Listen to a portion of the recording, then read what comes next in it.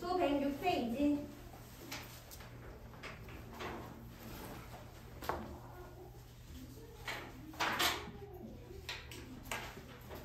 106페이지 오시면은 수건이 나와 있습니다. 자, 수건 말고 또 지구는 지구계라는 게 있고요. 지구계 안에는 수건 당연히 있고, 그리고 그 외에도 직권, 생물권, 이권, 외권, 총 5개의 번역이 존재하고 있죠. 그래서 아마 이 중에 몇 개는 그 전에 1학년 때 배우고 몇 개는 또 3학년 때 배우고 이렇게 할 겁니다. 그래서 이번에 나오는 거는 수건이고, 수건은 말 그대로 물 얘기하는 거죠. 지구에 있는 모든 물을 다 통틀어서 수건이라고 한다. 그래서 수건을 보게 되면은 물이 어디에 제일 많아? 물은 바다에 제일 많죠. 그래서 수건을 크게 2가지로 나누면요. 바다에 있는 물, 바다 해자 써서 해수라고 부르고요. 해수 외에 육지에 있는 물을 담수라고 불러요. 담수는 육지에 있는 물. 그래서 해수와 담수를 구분할 건데 당연히 해수가 훨씬 많겠죠. 해수가 거의 대부분의 수건을 다 차지하고 있고 엄청 조금 담수가 차지하고 있다. 그리고 이 담수를 다시 나눠보면요. 담수 중에서 가장 많은 부분 차지하는 거 빙하. 빙하를 해수라고 생각하는 사람들이 있어. 바다가 얼어서 빙하가 된 거 아닌가요? 라고 생각하는 게 있는데 빙하는 엄연히 육지에 있는 물입니다. 그래서 빙하는 담수고요. 그 다음에 빙하 다음에 지하수. 지하수는 비가 내릴 때 비가 땅속으로 흡수가 되죠. 물이. 그게 지하수예요. 지하수. 그 다음에 고여있는 물, 호수나 하천. 그래서 담수는 크게 3가지로 구분을 하고 그 중에서는 빙하가 가장 많은 부분을 차지한다 라고 생각하면 돼요. 근데 여기서 뭐가 제일 많이 헷갈리냐면 애들이 이렇게 말하면 다 이해를 하거든. 당연히 해수가 담수보다 많고 담수는 빙하가 제일 많아 이해를 하는데 꼭 문제에서 빙하가 수건에서 가장 많은 부분을 차지한다. 맞아 틀려? 아니지. 빙하는 담수 중에서 가장 많은 부분을 차지하는 거잖아. 그지? 수건에서 가장 많은 부분 차지하는 거는 해수죠. 해수. 그래서 이런 말도 안 되는 걸로 헷갈리시면 안 됩니다. 그 다음에 해수는 바닷물 당연히 짜죠. 얘는 짠맛을 가지고 있어요. 짠맛을 가지고 있고 해수 안에 짠맛을 내는 물질들이 들어있는데 조금 이따가 할 거예요. 염류라는 물질이 들어있게 됩니다. 그 염류 때문에 짠맛이 나고 담수는 짠맛이 안 나죠. 근데 간혹가다 담수 중에도 짠맛이 나는 게 일부 있긴 해요. 근데 대부분은 전부 다 아니고 대부분은 짠맛이 안 난다라고 기억을 해주시면 됩니다. 그래서 거기에 그림 보면은 해수가 97.47% 엄청 많은 부분, 대부분 다 해수가 차지하고 있는 거 볼 수 있고 그 다음에 담수는 엄청 조금 차지하고 있는데 그 중에 빙하가 제일 많은 부분을 차지한다 라고 보시면 됩니다. 그래서 밑에 특징들을 보면요. 해수, 아까 얘기했어요. 수건을 구성하는 물의 대부분을 차지한다. 짠맛이 난다. 다 똑같은 거고 이제 담수를 조금 구체적으로 봅시다. 담수는 빙하, 지하수, 호수, 하천 3가지가 있는데 각각의 특징들을 보면요. 빙하 같은 경우에는 수건, 물인데 얘는 고체 상태죠. 다른 건 다 액체 상태인데 유일하게 고체 상태의 물이 빙하고요. 빙하가 많이 존재하는 곳은 극지방. 적도 지역에는 빙하가 거의 없죠. 너무 온도가 높으니까. 그래서 극지방에 대부분 있고 고산지대. 산의 높은 곳에 보면은 하얗게 쌓여있는 거 보이죠? 그게 빙하입니다. 그래서 극지방이랑 고산지대에서 대부분 볼 수 있다. 근데 빙하는 고체 상태이기 때문에 얘를 우리가 쓸 때는 제약이 너무너무 많아요. 우선 우리가 이거를 녹여야 되는 것도 있고요. 극지방이랑 고산지대만 있어서 이거를 가지고 와야 돼, 쓰려면. 그래서 빙하는 대부분 이용을 잘 못해요. 이용을 우리는 거의 안 합니다. 빙하는 이용하기 너무 어려워서. 그 다음에 지하수랑 호수 하천은 우리가 보통 이용하는 물들은 전부 다 지하수랑 호수 하천이에요. 그래서 얘네 두 개를 이용할 건데 지하수 같은 경우에는 강수량의 영향을 많이 받고요. 그래서 빗물이 밑으로 내려가서 땅에 흡수되는 거 그게 전부 다 지하수다라고 생각하면 되고, 그 다음에 호수 하천 같은 경우에는 고여있는 물 얘기예요. 지하수는 암석 사이에 있는 물, 호수 하천은 어딘가에 고여있는 물. 그래서 조금 달라요. 다르고 둘 다 사용이 가능하긴 한데요. 호수 하천, 이 물이 가장 많이 사용됩니다. 가장 쉽게 사용할 수 있어요. 지하수도 사용 가능해. 그래서 우리가 제일 많이 사용하는 게 호수 하천, 이 물을 가장 많이 사용하고, 이게 부족하다? 그러면 이제 지하수를 사용하게 됩니다. 그래서 우리가 사용하는 물은 전체 수건 중에 0.77%밖에 안 돼요. 1%도 채 사용을 못하죠. 그리고 0.77% 중에 0.76은 지하수고요. 호수 하천은 0.01%밖에 안 됩니다. 그래서 우리가 물을 아껴 써야 된다, 이런 얘기를 하는 거예요. 자, 그래서 이제 밑으로 넘어가면요. 수건에 활용 나와 있어요. 사람이 살아가는데 자원으로 활용하는 물을 수자원이라고 얘기를 하고요. 수자원 같은 경우에는 대부분 뭘 사용한다고 그랬어? 지하수랑 호수 하천을 보통 사용한다고 그랬죠. 그래서 수자원은 굉장히 제한적입니다. 제한적이기 때문에 우리는 물을 아껴 써야 되고요. 그리고 수자원은 강수량의 영향을 받아요.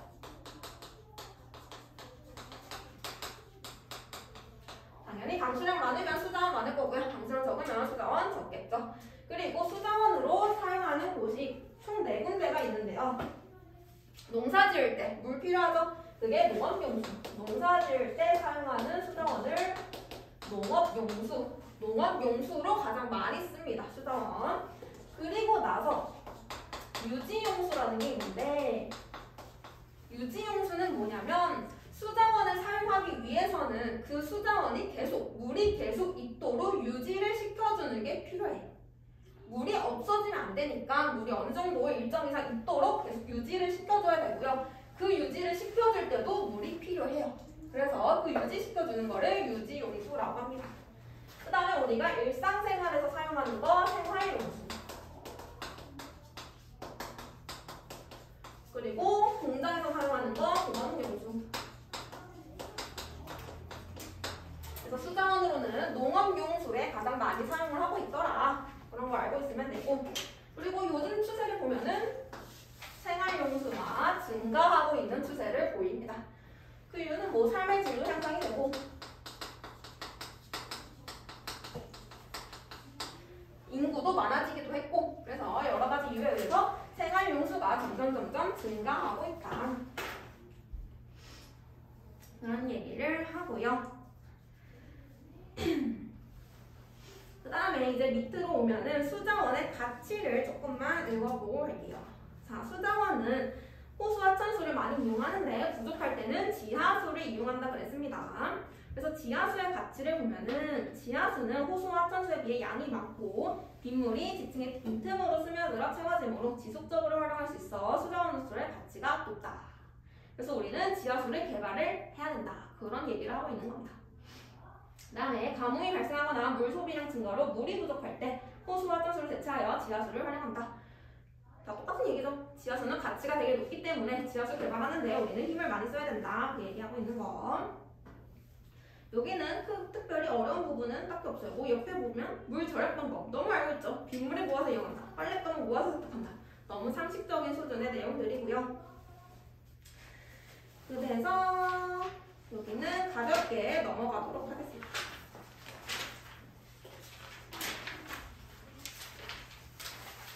가볍게 넘어가서 112페이지로 옵니다. 지금 우리가 다뤘던 이 세 가지는 담수. 근데 우리가 앞으로 다룰 거는 해수를 다룰 거예요. 해수.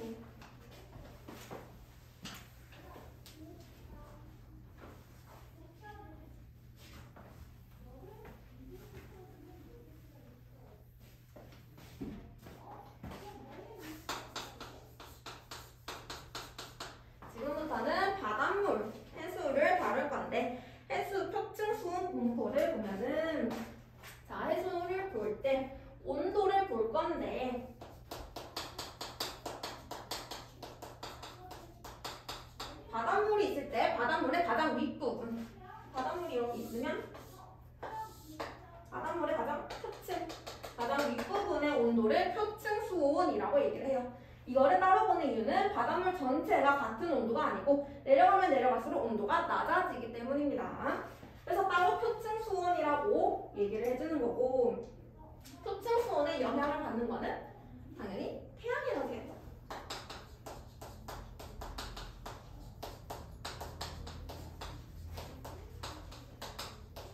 태양 에너지가 많이 도달할수록 당연히 수온 높아지고 태양 에너지 적게 도달할수록 수온이 낮아진다. 너무 당연한 얘기고. 그러면은 태양 에너지가 어디에 가장 많이 도달할까요? 태양 에너지의 양은 뭐로 결정돼?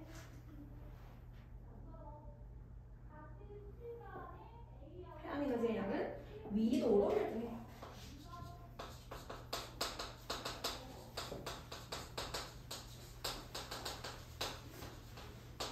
자, 추가적인 설명을 조금 해주면요. 여기 지구가 있고 태양이 있어. 그래서 태양으로부터 태양 에너지를 받을 건데, 태양이 에너지를 내보낼 때는 똑같은 양으로 내보내요. 여기도 에너지 다 똑같은 양으로 내보낼 거야. 에너지의 양 자체는 같은데 뭐가 다르냐면요. 지구가 둥글기 때문에 태양 에너지가 도달할 때 각도가 달라져. 지표면이랑 태양 에너지가 이루는 각도가 달라지게 된다. 자, 우리가 태양 에너지 각도를 생각하면은 태양이 동쪽에서 뜨지? 아침에 떠서 내 머리 위로 갔다가 서쪽으로 질 거야. 언제 제일 뜨거워? 내 머리 위에, 태양이 내 머리 위에 있을 때 가장 따뜻하죠, 낮에. 아침이랑 밤은 좀 춥잖아. 그래서 이것도 똑같아요. 내 머리 위에 있을 때, 90도일 때 태양 에너지가 가장 많이 비추는 것처럼 느껴지고요. 고도가 낮아졌어. 태양이 동쪽에 있거나 서쪽에 있을 때는 약간 온도가 낮아지게 돼요. 근데 여기서 태양 에너지의 양 자체는 변하지 않는다고 했습니다. 그러면은 왜 온도가 달라질까요? 보면은 여기에 태양 에너지 도달하는 면적이 요만큼이라고 해보자. 근데 여기에는 태양 에너지가 도달하는 면적이 훨씬 더 넓어져요. 똑같은 양만큼 도달할 건데 면적이 넓어지는 거야. 두 개에 내가 똑같은 열을 가하게 되면은 어디가 온도가 더 높아질 것 같아? 여기가 온도가 더 높아지겠죠. 왜? 에너지를 받았는데 여기는 넓은 면적의 에너지를 다 나눠야 되는데 여기는 면적이 좁으니까 에너지를 조금만 나눠줘도 되잖아요. 그래서 면적이 좁을수록 온도가 높아지게 됩니다. 그래서 양이 다른 게 아니고 고도가 달라짐에 따라서 태양 에너지가 도달하는 면적이 달라지게 된다. 근데 아마 이렇게 자세히까지는 안 다를 거예요. 만약 다른다고 한다면 왜 위도별로 태양 에너지가 다르냐라고 하면은 그냥 고도가 다르기 때문이다. 이 정도 기억해주고 있으면 되고요. 그래서 고도가 어디가 더 높냐 그러면은 저위도가 고도가 제일 크고요. 고위도로 갈수록 고도가 작아진다. 각도가 작아진다 알고 있으면 되고, 따라서 태양 에너지 온도 높은 곳도 저위도가 더 높고 고위도로 갈수록 온도가 낮아진다라고 해주면 됩니다. 그래서 지구의 온도는 태양 에너지에 의해 결정이 되는데 태양 에너지는 위도에 따라서 다르게 오게 된다. 그래서 표준 수온도 태양 에너지에 의해서 결정이 되고요. 위도에 의해서 결정이 되는데 저위도는 표준 수온이 높고 고위도는 표준 수온이 낮게 돼요.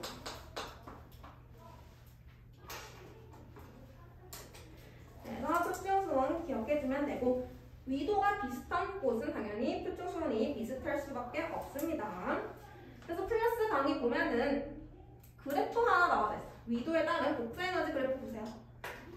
지금 중간이 X축의 중간이 위도 0, 적도 부분이죠. 적도. 그리고 양 끝이 극지방이죠. 그래서 에너지를 보면은 적도일 때 에너지가 가장 많고 그 다음에 극지방으로 갈수록 에너지 낮아지는 그래프 보여요? 이게 방금 했던 이 내용을 그래프로 나타낸 거다라고 생각해주면 되고요. 그래서 위도에 따라서 당연히 달라지게 되고 계절에 따라서도 달라지게 되겠죠. 언제 온도가 높아요? 여름에 높겠지. 계절에 따라서도 표준수온은 달라지고 당연히 여름에 따뜻하니까 표준수온이 더 높을 것이다. 그래서 거기 중간에 그림이 하나 나와 있어요. 수온이 적혀있고 색칠이 다른 색깔로 되어 있는 거 볼 수 있죠. 거기 보면은 선이 가로선이 하나 그어져 있는 거 보여? 가로선이 막 여러 개 그어져 있는 거. 이렇게 그림이 있으면은 거기에 이런 식으로 선이 막 이렇게 그려져 있어. 이 선을 등온선이라고 합니다. 등온선. 등온선은 온도가 같을 때 같은 선. 온도가 같은 선.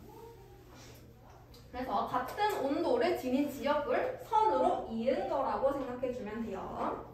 근데 지금 등온선의 분포를 보니까 위도에 따라서 일정하지? 위도별로 온도가 비슷한 거를 볼 수가 있습니다. 그래서 등온선은 대체로 위도선이랑 나란하다. 위도랑 비슷하다. 이렇게 보면 되고 그 다음에 이제 2번 해수의 연직수온 분포 나오는데 거기에 별표 5개.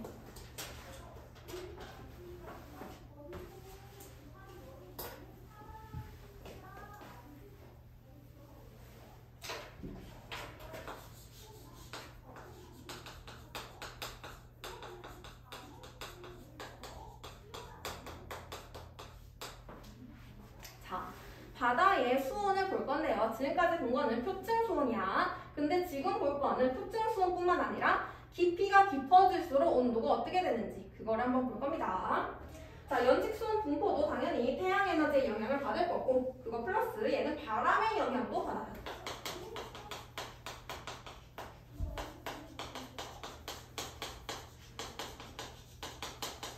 태양 에너지와 바람에 의해서 연직 수온이 결정이 되게 될 거고 그러면은 태양 에너지를 보면은 바다의 깊이가 깊어질수록 도달하는 태양 에너지의 양이 어떻게 돼?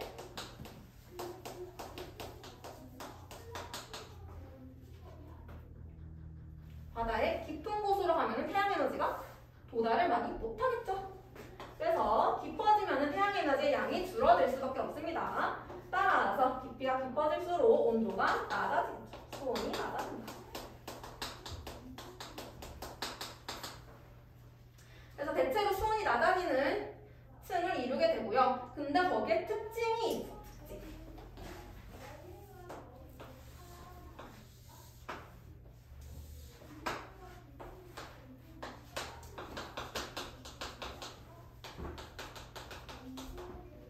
지금 보면은 그래프를 하나 그릴 건데 여기서는 X축이 수온, 오른쪽으로 갈수록 수온이 높다. 그 다음에 Y축이 깊이, 아래로 갈수록 깊이가 깊다라고 생각하면 되고요. 아까 깊이가 깊을수록 수온이 낮아진다고 했어. 그러면 보통 생각하기에는 여러 개 생각을 많이 할 수 있는데 조금 더 특별한 게 있대요. 그래서 이거를 배우는 거겠죠. 이런 식으로 낮아지는 게 아니고 어떤 일정 정도의 깊이는 수온이 일정해요. 깊이가 깊어져도 수온이 일정한 거를 볼 수 있고요. 그리고 거기보다 더 깊어지면 수온이 낮아지고 또 어느 일정 이상 깊어지면 또 수온이 일정한 거를 볼 수가 있습니다. 깊이에 따라서 수온이 계속 낮아지는 게 아니고 얘가 일정하다가 낮아지다가 다시 일정해지는 모습을 볼 수 있는데 이거에 따라서 층을 구분해요. 가장 표층이랑 가까운 부분 중에서 온도가 변하지 않는 것, 온도가 일정한 부분을 혼합층이라고 불러요. 가장 위에 온도가 똑같은 거 혼합층. 지민아 자니? 혼합층. 그 다음에 수온이 깊이에 따라서 변하는 곳을 수온약층. 수온약층. 가장 아랫부분에 수온이 변하지 않는 부분을 심해층. 그래서 가까이 좋아진다. 자, 혼합층을 먼저 볼게요. 혼합층 같은 경우에는 이름에서도 볼 수 있어. 혼합. 얘는 물이 혼합되는 구간이에요. 즉, 물이 섞이는 구간이에요. 당연히 처음에는 제일 위에가 따뜻했겠지. 근데 얘가 물이 계속 섞이게 돼요. 섞이게 되면서 온도가 깊이에 따라서 똑같고요. 왜 섞이냐면 아까 얘기했던 것처럼 바람의 영향을 받기 때문에. 바람이 물을 섞어준다라고 생각해주면 됩니다. 별거 아니죠. 그럼 바람이 많이 불수록 혼합층의 두께가 어떻게 될까요? 그렇지. 바람이 많이 불면 더 깊이까지 섞어줄 수가 있으니까 혼합층의 두께는 두꺼워져요.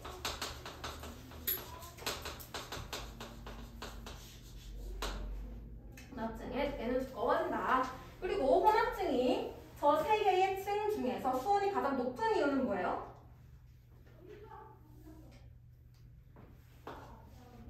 아, 그렇지. 그렇죠. 태양 에너지가 가장 많이 돌아가니까.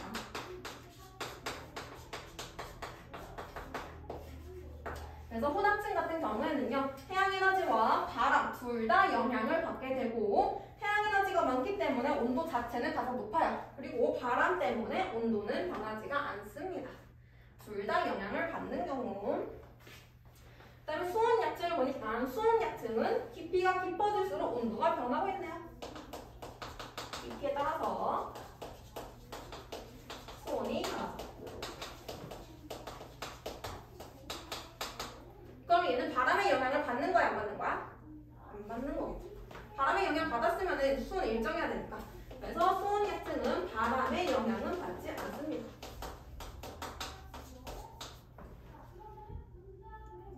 바람의 영향 받지 않기 때문에 수온이 변하는 거고, 그 다음에 온도가 낮아지는 이유는 뭐라고요?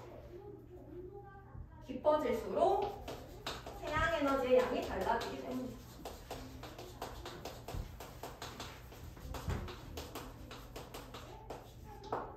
태양 에너지의 영향은 받기 때문에 깊이가 깊어질수록 태양 에너지의 양은 줄어들게 되고, 따라서 수온은 낮아지는 걸로 알 수가 있다. 그래서 수온 약층은 바람의 영향은 안 받지만 대신에 태양 에너지의 영향은 받는구나 생각하면 되고요. 그 다음에 수온 약층의 가장 큰 특징이 있는데, 얘는 대류가 안 일어나요.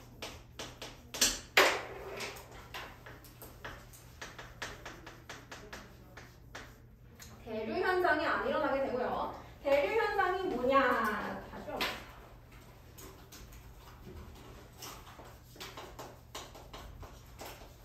우리가 8단 들어오게 되면은 대류 좀 더 구체적으로 배울 건데, 대류라는 거는 열을 전달하는 하나의 방식입니다. 그래서 대류가 일어나기 위해서는요, 열을 전달을 해야 되는데, 이때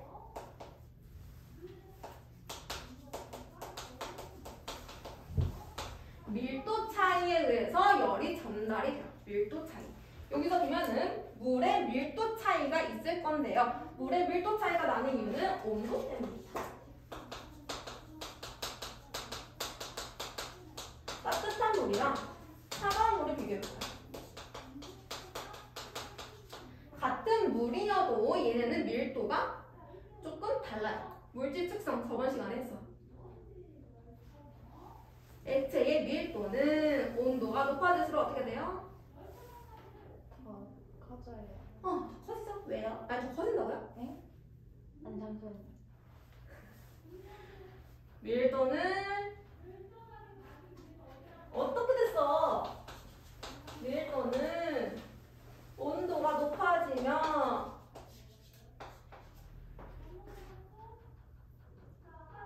더 커질 것 같지 않아요? 실망. 너네 이럴 거야? 이렇게 실망을 줄 거야? 밀도 어떻게 구해? 어떻게 구해 질량? 온도에 따라서 질량 변해 안 변해? 질량은 안 변하지. 얘는 일정. 부피는? 아, 변하죠. 온도 높아지면 부피 어떻게 돼요? 줄어든다고요? 커지죠. 온도가 높아지면 이체 그 입자들의 운동이 더 활발해지고 입자들이 더 바깥쪽으로 운동을 하니까 부피가 커지죠. 천아! 네. 뭐 하는 거야? 저번 시간 안 했어요? 그래서 자, 온도에 따라서 밀도가 달라지게 되는데 온도 증가하면요 부피가 커지기 때문에 밀도는 작아지게 됩니다. 밀도는 작아지게 됩니다. 그래서 우리 에어컨을 위에 설치하고 난방은 아래 설치하는 이유가 따뜻한 공기는 위로 올라가려고 그러고 차가운 공기는 아래로 내려오려고 하기 때문이라고 했죠. 오케이. 그래서 따뜻할수록 밀도가 작아서 위로 올라가려는 성질을 가지고요. 차가울수록 밀도가 커서 아래로 가라앉으려는 성질을 가져요. 따뜻한 물은 위로 가고 차가운 물은 아래로 이동해요. 그래서 보통 물을 가열할 땐 얘는 밑에부터 가열이 되게 되겠죠. 따라서 아래쪽이 지금 따뜻한 물이 있을 거고 위쪽에는 아직 가열이 안 돼서 차가운 물이 있을 거야. 밀도 차이가 발생하지. 따라서 따뜻한 물은 위로 올라가고 차가운 물은 아래로 내려오게 됩니다. 그래서 섞이게 되죠. 섞이면은 위에 있는 물도 아래로 내려와서 가열이 되게 되겠죠. 그래서 전체적으로 물이 따뜻하게 데워지는 겁니다. 오케이? 근데 반대로 얘는 지금 따뜻한 물이 아래쪽에 있으니까 섞이는 현상이 일어나게 되지. 근데 만약에 차가운 물이 아래쪽에 있으면 차가운 게 아래쪽에 있고 따뜻한 게 위쪽에 있어. 물 이동해 안 해? 이동을 안 해요.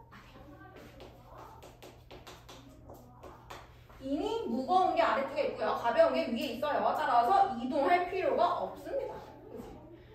이런 식으로 열을 전달하는 방식이 바로 대류야. 따뜻한 물이 위로 올라오고 차가운 물이 아래로 내려오면서 열을 전달하는 방식을 대류라고 하고요. 대류가 일어나는 이유는 밀도 차이가 있기 때문이다. 근데 이런 식으로 밀도가 큰 게 아래쪽에 있으면은 이동을 안 하고, 즉 대류가 일어나지 않는다 라고 생각하면 됩니다. 이 경우에는 대류가 일어나고 이 경우에는 대류가 일어나지 않는다. 그래서 다시 여기 오면 지금 위의 층이랑 아래 층을 조금 구분해 봅시다. 수온약층을 두 개로 나눠볼게요. 그러면은 아래로 내려갈수록 수온이 낮아지네. 밑에 층이 훨씬 더 온도가 차갑죠. 위에는 온도가 따뜻해요. 대류 일어나 안 일어나? 안 일어나겠죠. 이미 무거운 게 아래쪽에 있기 때문에 여기서는 대류 현상이 일어나지 않고 물이 그대로 있어요. 섞이지 않아. 물이 그대로 있고, 그래서 아까 대류 현상이 일어나지 않는다. 그 얘기가 수온이 다르고 밀도가 다른데 그 밀도 중에 큰 게 아래쪽에 있으니까 그래서 대류가 안 일어나는 건데요. 이것 때문에 일어날 수 있는 거는 원래는 위에랑 밑에를 보면은 조금 뭐 영양분이라든지 이런 게 다르게 분포하고 있어요. 근데 그거를 섞어주면은 골고루 분포를 할 건데 그게 섞이지 않는 거는 수온약층이 대류가 안 일어나기 때문에. 얘가 원래 섞어줘야 되는 거잖아. 그치? 그래야 섞이는 건데 대류가 안 일어나서 얘는 혼합층이랑 심해층 사이에 물질 교환을 차단해요.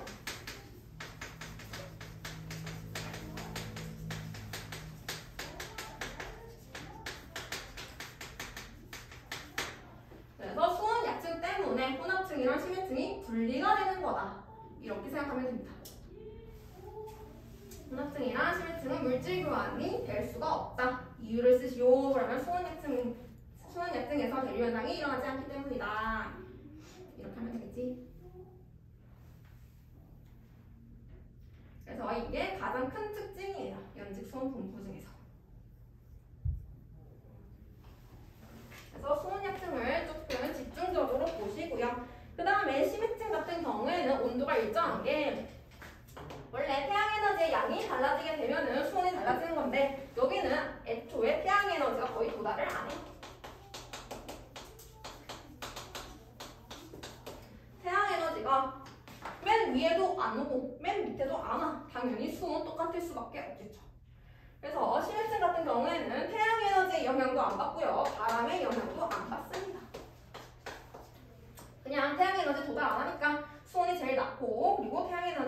안 다르니까 똑같으니까 수온이 변하지 않는다. 이렇게 생각해 주시면 됩니다.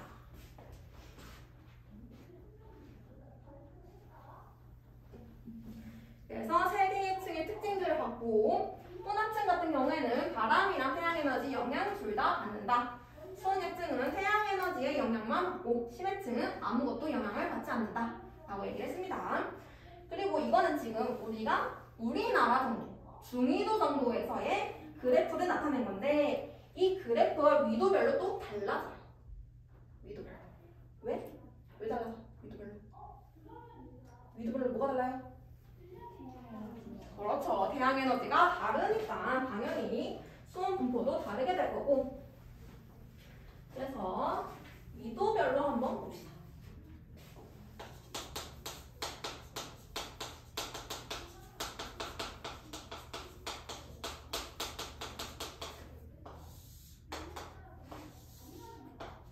일단 중위도 방금 했던 거 그리면은 혼합층, 수온약층, 심해층 이렇게 됐었죠. 얘는 중위도. 중위도. 우리나라가 이루는 거. 그 다음에 저위도 볼게요. 저위도. 저위도는 태양에너지가 더 많이 도달하죠. 고도가 크니까. 그래서 저위도 같은 경우는 중위도보다 수온이 더 높아요. 높은 곳에서 시작을 할 건데 저위도에서는 바람이 거의 안 불기 때문에 혼합층이 굉장히 얇아. 중위도보다. 그리고 나서 바로 수온약층이 시작이 됩니다. 시작되다가 심해층의 온도는 위도에 상관없이 거의 동일해요.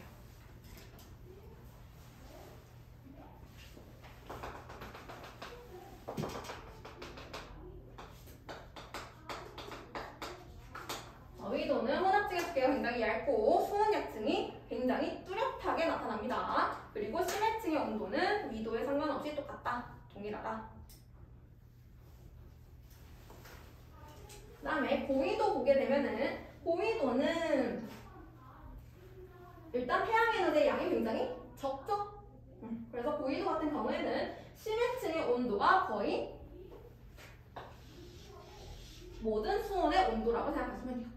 고위도는 태양에너지가 거의 도달하지 않으니까 얘는 깊이에 따라서 변하지 않는다. 그냥 수온이 굉장히 낮다.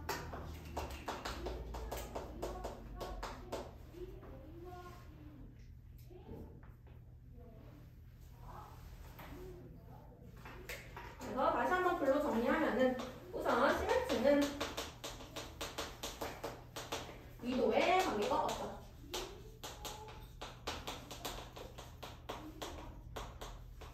심해층은 위도랑 상관없이 전부 다 일정한 것 동일한 거를 볼 수가 있을 것이고요. 그 다음에 혼합층 같은 경우에는 지금 저위도랑 중위도 비교해보면은 중위도가 훨씬 두껍죠. 그러면 바람이 어디가 더 많이 분다는 거예요?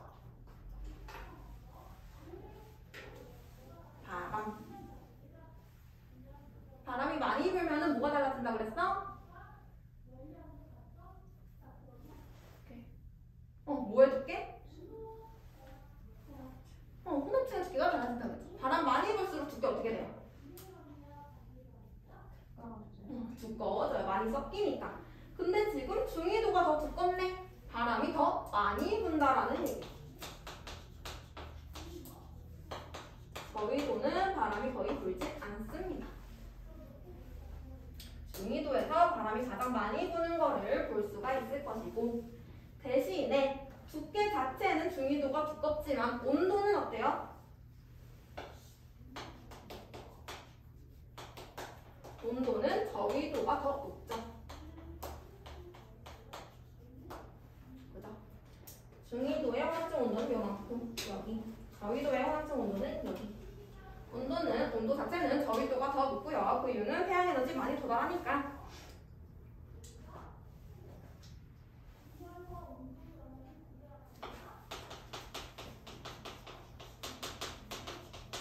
다음에 수온약층을 보게 되면은 중위도에 비해서 저위도에서 훨씬 뚜렷하게 관찰되는 것을 볼 수가 있습니다.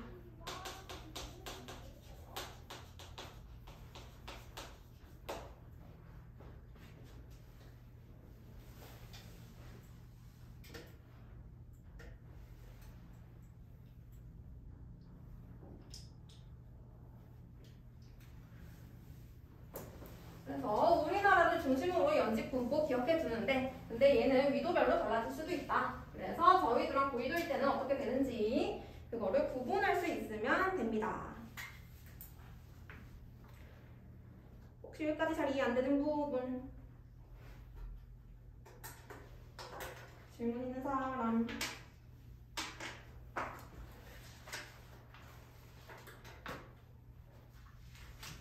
다 이해됐어? 오케이, 그럼 문제를 조금만 풀어볼게요.